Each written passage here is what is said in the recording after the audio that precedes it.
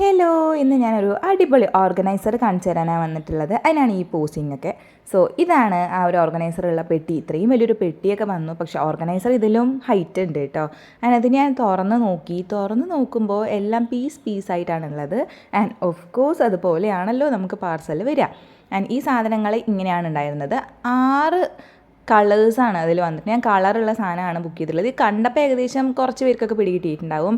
And ഇത് ഞാൻ കുറേ വർഷങ്ങളായിട്ട് വാങ്ങണം എന്ന് വിചാരിച്ചിട്ടുള്ള ഒരു സാധനമാണ്. എനിക്ക് ഇപ്പോഴാണ് അത് വാങ്ങിക്കാൻ പറ്റിയത് കേട്ടോ.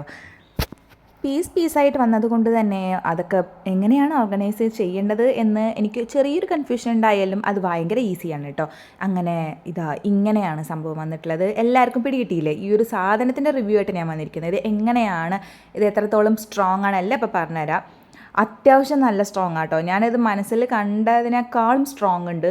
കളേഴ്സും വലിയ മോശമൊന്നും തോന്നിയില്ല. ആൻഡ് സ്പേസ് ഒരുവിധം ചെറിയ സാധനങ്ങളൊക്കെ അറേഞ്ച് ചെയ്ത് വെക്കാം. ഒരുപാട് വലിയ സാധനങ്ങൾ നമുക്ക് വെക്കാൻ പറ്റില്ല കേട്ടോ.